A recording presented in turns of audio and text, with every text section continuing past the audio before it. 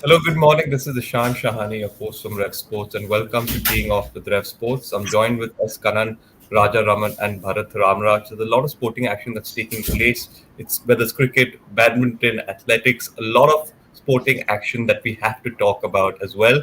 But we'll first get started off with the World Cup. Karan, it's hardly any days left now. The Indian team will be playing the first game against Ireland. Before that, they'll be playing the warm-up match. What are your thoughts? What's the build-up like? I'm going to go. I'll be there very, very soon as well. But before that, I would like to know what your thoughts are and how do you see this tournament unfolding for this Indian team? I think it will unfold very well for India, and I'm excited that you're going to be there. So I will look forward to your dispatches from there. You will be used in every medium, whether it is audio, video, or writing. So that is there. It is good. You'll get a good first-hand experience. So I will probably be texting you. But there is no negativity. All that IPL, the IPL is over. Of course, the gap was less, but this is a good fight. Professional Hmm. sport versus playing for the country. So the campaign is good. We'll have to see. Only right now, in the last 12 hours, the only debate point I'm seeing is who is going to open with Rohit. Is it going to Yeah, be Virat Kohli or is it going to be Jaiswal? So these kind of debates will keep happening. But I think till the time the toss happens and players are on the ground, 11, no 12 here, and there's no impact player. So we'll wait and see. But I think the energy is high. There's a lot of positivity, and New York will bring the best out of Team India. 100%, Karan. I think it's going to be a fantastic experience. Raja, that was my next question actually. We've been speaking about this debate on who's going to open. What are your thoughts? I know you've always wanted Jaiswal and Virat Kohli, and I think you've always suggested that Rohit should bat at number three. Do you still agree with that? I've not changed. I'm not a. I don't change with the seasons, Ishan. I believe that if Virat Kohli is opened in IPL, he has shown that he can bat through 20 overs. He can anchor the innings. He can increase the pace of scoring as well. I think he should open the innings along with the left-handed Right. Yashasvi Jaiswal. And because Rohit has not been in the best of forms, I think we should give him some time. Maybe bat at number three, if necessary, even later, because he can decimate spin bowling. He can decimate low bowling. And I go back to 2007 when he started off as one of the finest finishers in the game. I Hmm. remember the World Cup final. Everyone keep talking about Gautam Gambhir getting 75, but he's 30 not out, Ishan. And I'm in the process of completing a piece for Report today. And I was there at Wanderers. So he is a fantastic finisher. Scored 24 runs in those last 2 overs. So he can be somebody who we can bank on later in the order, but he's captain, and the call will Yes. ultimately be his. Yes. Thank you, Raja. Bharat, there was a lot of talk about taking four spinners, and the major question now is: will the ploy of four spinners work for this Indian team? It's too early to say. We don't know anything as of yet. We don't know the conditions as such. We don't know how it's going to all unfold. But if you had to think about this and give us your opinion from just a first-hand view at the moment, do you think this ploy will work? I guess said we are not sure about the conditions out there, so one has to wait and watch. A couple of other teams also based it on spinners. Look at Sri Lanka, a few other teams, they basically based it on spinners. But not, and also another problem is the fourth spinner Chahal. Once they picked him, his form kind of nosedived in the IPL, and the guy who actually started performing was Varun Chakravarti, who went on to take so many wickets. So somehow that happened with Dubey as well. Once they picked him, his form completely nosedive. That's another thing to look at. But four spinners, I think, in at least in West Indies, it might help. But I'm not too sure about the conditions in the USA. Maybe I have watched a couple of matches out there. So let us wait and watch. But that's a gamble. They have not just Indian team has taken. Few other teams also have taken. So that could be uh, some reason for it, yeah, because the conditions would favor the spinners. That's true. I think only time will tell. And once the matches have been played, once some warmer matches have been played, there might be a better understanding. Kanan, moving on to badminton here, Teresa Gayatri duo stun world number two Korean pair in the Singapore Open. So big news, good win. Your thoughts on that massive win? Good win, good win. They are obviously up and coming pair. but we are not looking at them as Olympics or prospects at Paris 2024. But it is nice. But if you look at the badminton results, it's in totality. You have this doubles pair. Again, Sindhu lost, Lakshya lost. And today morning, I was also reading that Sachi, their coach is going to leave Matthias Bo. So, but this is a flux. This is how sport is. They're there, they're not there. Whether it is in terms of performance or coaches being there, but the show must go on. But I think, for Trisa Gayatri, this is a good win. It's a big tournament, and all these last set of tournaments before Paris, they're going to be all high intensity tournament. Whatever is the sport, if you look at French Open also, obviously Sumit Nagal has lost, but he'll be hoping he'll try and make a dash next week to play a challenge also. It's not just in isolation. We have the boxing qualifiers on in Bangkok. We and Raja talk about it, off air. So that is it. So we have positive news. There are still eyes on more qualifications. We are still looking at, from athletics, who else can make it, whether it is on ranking or whether they make the cut from the qualification mark. Yes. So Trisa Gayatri obviously won. Every day when you read some positive result like this, it's very, very nice for all of us who are sports fans, all of us who are hoping that India will do well in Paris 2024. Absolutely. Karan, before I go to Raja, why don't you also speak about the French Open? And I'll ask Raja the same question. Djokovic defeats Roberto Carlos in straight sets. So it's a great win for him. And he's proving it time and again that, it's age is just a number. And if you're willing to put in that effort, willing to go the distance, you can possibly continue being the best in the world for a very long time. So your thoughts on Djokovic? Age is just a number. And if he wins this one, it will be just 25. And again, just one more number. But this is going to be a number which is going to eclipse Margaret Court's 24. That is point number one. Point number two, before Djokovic stepped on court yesterday, he was a bit apprehensive, like few more players like Igas, we have taken one more, David Goffin and few more. The crowd behavior has been very bad in Paris. It's never been like this. So Amélie Mauresmo, former Grand Slam winner, there's a booze ban. Never heard of a booze ban in Australia, in Paris, at Wimbledon and, US Open. For example, US Open is all about, getting drunk, beer. You have this night session. You're going to be in New York. So I'm just telling you that it's part of the culture, but you cannot, get aggressive. You cannot badmouth. Australia has treated Novak shabbily, First was when he came last year because of that anti-vax thing. He was there. And it's very funny, when he went to the US also, there was a restriction on him because he had not taken the vaccine. He's still not vaccinated, by the way. So, but he is ready to risk it. That's what his religion is. I don't want to take the vaccine. I will battle it out. And I think he must have been tested 500 times by now. He has cleared it. But you give respect to the players. If there is a booze ban, I think the entire European media is up in arms. It's as if, it's like drinking water for them, whether it is beer or champagne. So that ban is defining. And I think if you're missing spirits in that sense, Novak has lifted my spirit as a tennis fan by showing a performance. That is the most important thing. But still, a long way to go. He has to win 7 matches to win his 25th Grand Slam title and a repeat as the defending champion in Paris. Just adding a point. Yeah.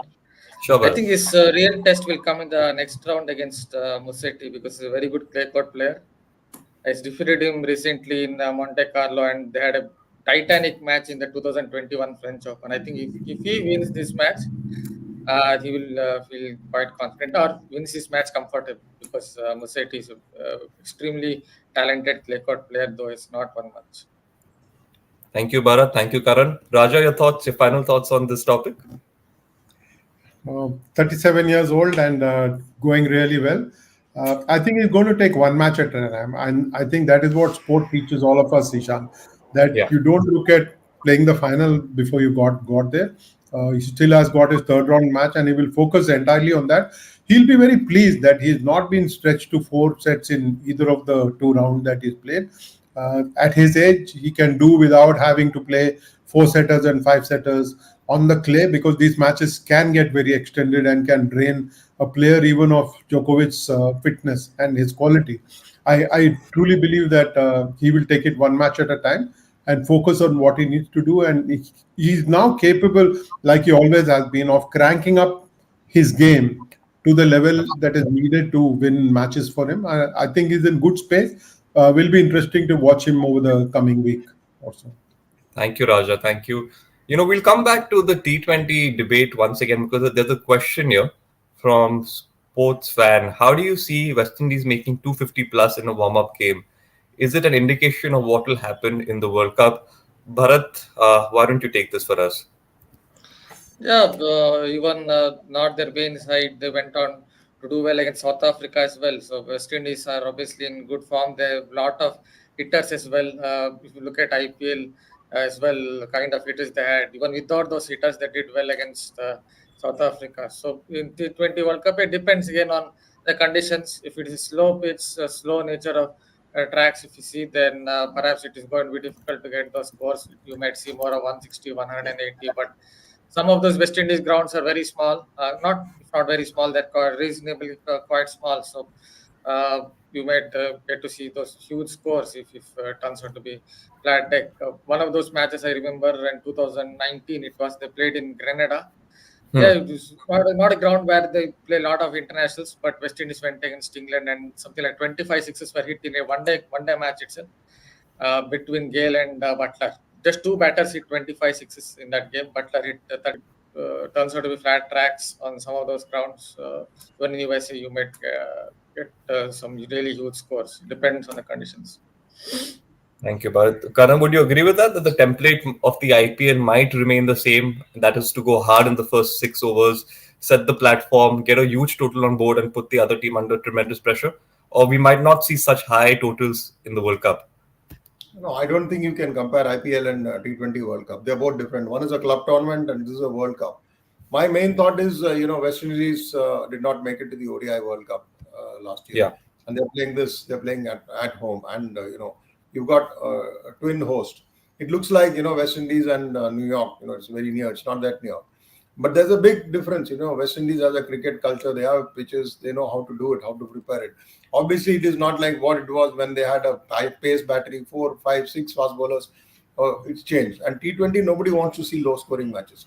So you will see scores, but to expect IPL type scores, no, I think that is unrealistic. Unless the batters reinvent and, unless the batters go really big or someone's going to be scoring 100 in each match. That has not really happened. But yes, the scores are raising. If you go back to the Prudential final, what was that score? 183 or something. And now you're looking at 220, 240 in a 20-over match. So the bar is being raised.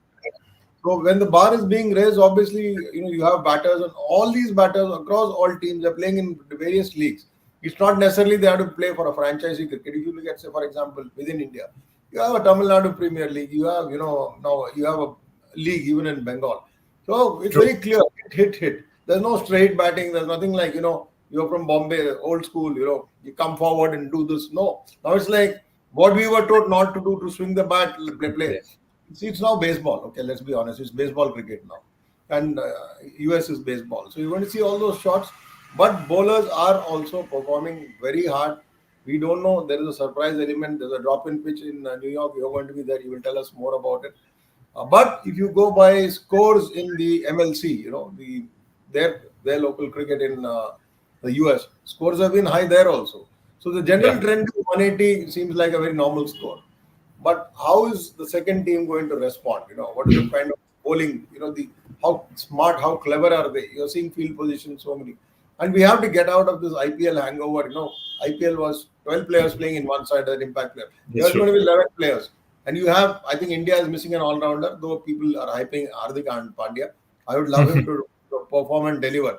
But other teams have genuine all-rounders, whether he's a batting all-rounder or a bowling all-rounder. So how important is that going to be?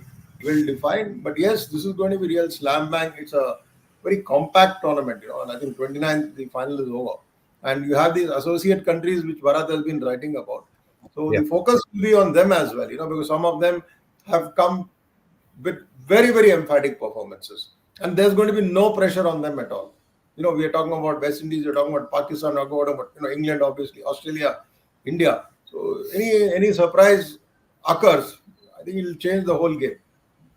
Thank you, Karan. Thank you for that. Raja, we'll move on to athletics. Javeer MP tops men's 400-meter hurdles at the second leg of IGP.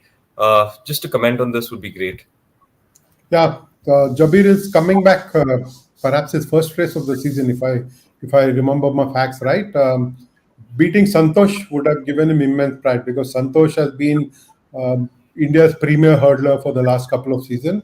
For Jabir, who did the World Championships in 2022 and has tried to compete in the Asian Games as well, I think it is a sweet victory over, and to go under 50 seconds, you would have been very pleased because it is a good win against Santosh. But overall, I think the IGP has not produced any great performances. Just a couple of these stray performances, the heat and humidity getting to people.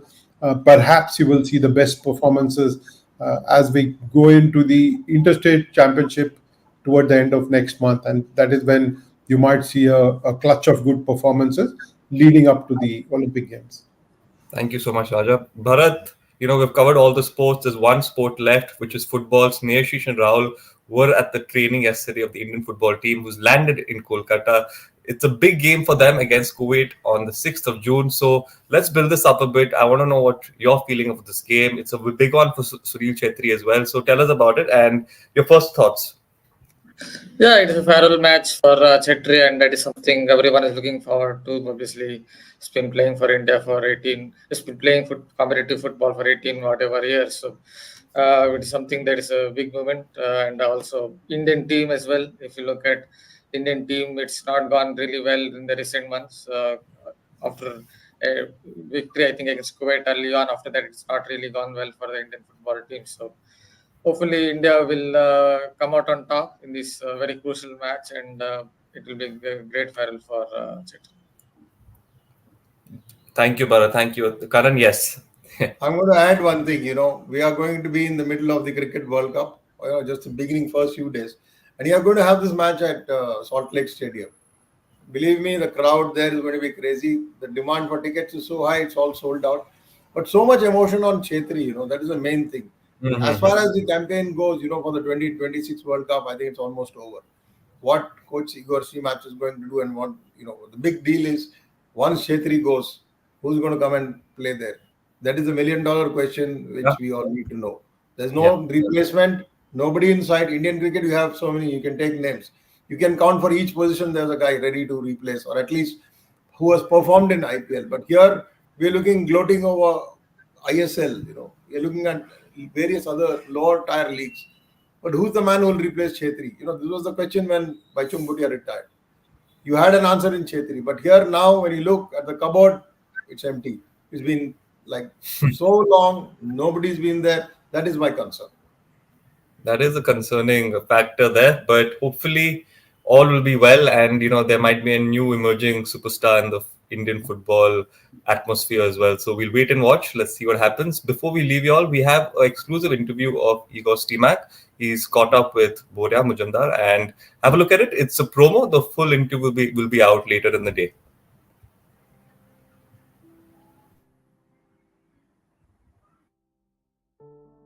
Sunil's farewell, that's one thing, but much more important thing than that, for India. It's match against Kuwait, which might change the football future of India. And we are doing everything here to make sure that we win that game. Boys are excited, they are working really hard day by day, they are very patient while others are on holiday and enjoying the free time with their families. They are here well understanding what they need to sacrifice to represent the country in such important game.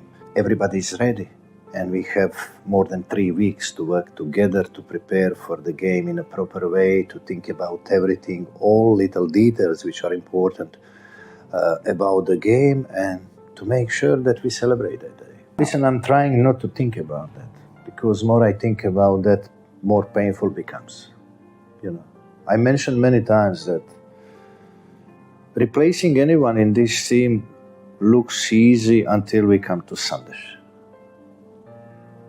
Because leadership, the heart he's giving on the pitch for the national team jersey, for India, it's irreplaceable.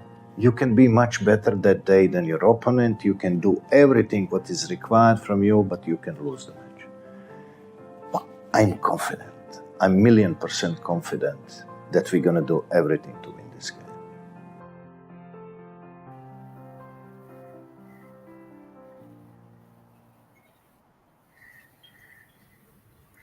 Well, that's the end of our morning show. We hope you enjoyed it. And I think we've covered all the sports today morning, at least all the sports that were taking place. And we've discovered and uncovered all the sporting action that was happening. So thank you to my guests because they managed putting it all in 20 minutes, which is amazing. And thank you to all the viewers as well who have joined. There's a show at 11 a.m. So don't forget to tune into that. It's a Hindi show. We'll be speaking on the Indian team in New York, the practice sessions, and a lot more. So make sure that you tune into that as well. And stay tuned to RevSportz, and we'll see you all again tomorrow morning. Thank you.